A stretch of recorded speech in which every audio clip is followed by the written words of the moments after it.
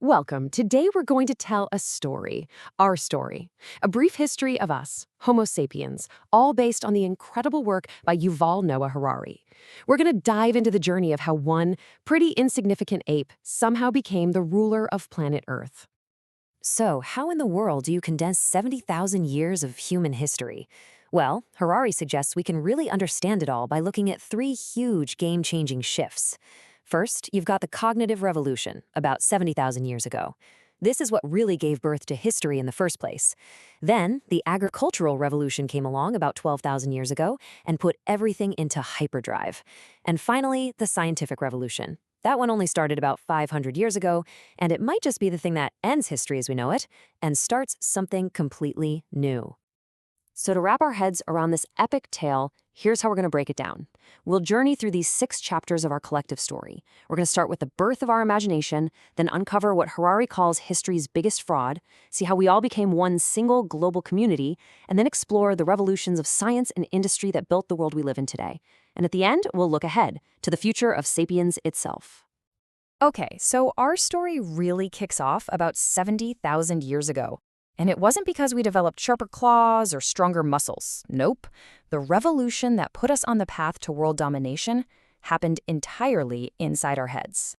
And this is where things get really interesting and, frankly, a little weird. We developed this unique ability to create and believe in what Harari calls shared myths. You can see the definition here. Collective fictions like gods, nations, money, and laws that exist only in our shared imagination. Think about it. A dollar bill is just a piece of paper. A country is just lines on a map. They don't have any objective reality, but because millions and millions of us agree to believe in them, they become these incredibly powerful forces that allow total strangers to cooperate on a massive scale. These abilities basically became our superpowers. Our language evolved beyond just, hey, watch out, a lion. It allowed us to gossip, to build trust, and most importantly, to share stories about things that aren't even real. And that is what allowed for flexible cooperation in huge groups, something that just blew past the small family bands of our Neanderthal cousins. We started living in a kind of dual reality, the physical world of rivers, rocks, and trees, and this new, imagined world of spirits, corporations, and human rights. That combination, that was the secret sauce to conquering the planet. So our ability to cooperate in these huge numbers led us to our next big leap forward, around 12,000 years ago. Now, on the surface, the idea to settle down and grow our own food, that seems like humanity's best idea ever, right? But Harari argues that it came with a hidden and pretty brutal cost. Let's just pause on that for a second. Harari calls it history's biggest fraud. A fraud. Why would he say that? Well, because while it allowed the total number of Homo sapiens to absolutely explode, it may have actually made life much, much worse for the average individual. As he famously says, we didn't domesticate wheat. In a lot of ways, wheat domesticated us. This slide really lays out the stark trade-off. On the left, you see the life of a hunter-gatherer. They had a really varied diet, they worked less, and had more free time. But then look at the right, the life of an early farmer. Back-breaking labor, a terrible diet based on just 1 or 2 grains, and all kinds of new diseases from living so close to livestock. And on top of that, we became completely dependent on that single crop, which meant one bad harvest could lead to a devastating famine. It was a really bad bargain for the individual person, but it allowed our species to multiply. And that paved the way for cities, for empires, and for deep social inequality. So, with our populations booming and societies getting more and more complex, how did we go from thousands of scattered, isolated cultures into the single, interconnected global civilization that we have today? Harari argues that 3 great unifiers drove this whole process. First up, you have money. It's maybe the most successful shared myth we've ever invented. It's the ultimate system of trust, letting people who don't know each other or even like each other cooperate. Next, you have empires.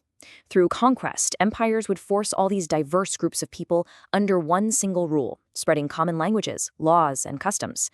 And finally, you have universal religions. Faiths like Christianity, Islam, and Buddhism gave millions of people a shared identity that was way bigger than any one kingdom. These 3 forces, commerce, conquest, and conversion, are what slowly but surely pulled our fragmented world together. You know, for millennia, most human cultures believed that all the important answers were already known. They were written down in ancient books or passed down from wise ancestors. But about 500 years ago, we made a world-changing discovery. We discovered our own ignorance. And this quote really gets to the heart of it.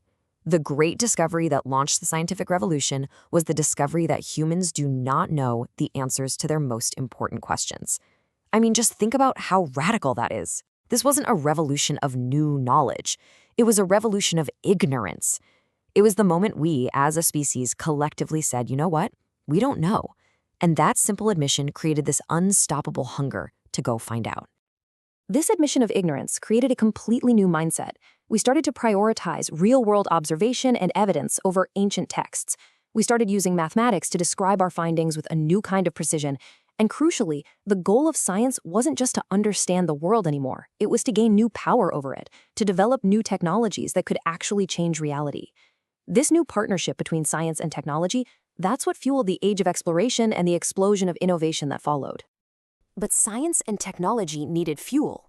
And when this new scientific mindset combined with a revolutionary new economic system, it created the unstoppable engine that built the modern world we live in today: capitalism. At its core, capitalism is pretty simple. You reinvest your profits to create even more profits.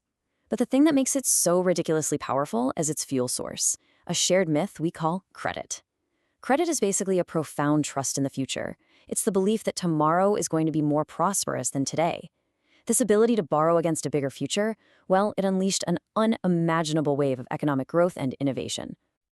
But, and this is a huge but, this engine has a critical flaw. As Harari points out here, it cannot ensure that profits are gained in a fair way or distributed in a fair manner. The relentless, single-minded pursuit of growth above everything else created not just incredible progress, but also massive inequality and exploitation.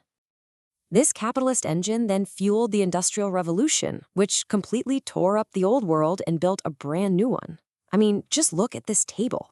Society was transformed by mass migration to cities. Our very sense of time got reshaped by the factory clock and the assembly line. The government and the market started taking over roles that used to belong to family and community. And for the very first time, we started consuming and polluting our planet on a scale that could alter the entire global ecosystem. And all of this, all the progress, the wealth, the medicine, the longer lifespans, it all leads to one of the book's most important questions. Are we any happier? And the answer is, well, it's not really clear. Sure, we've gained immense material comfort, but we've also lost the tight-knit communities that gave our ancestors a sense of meaning.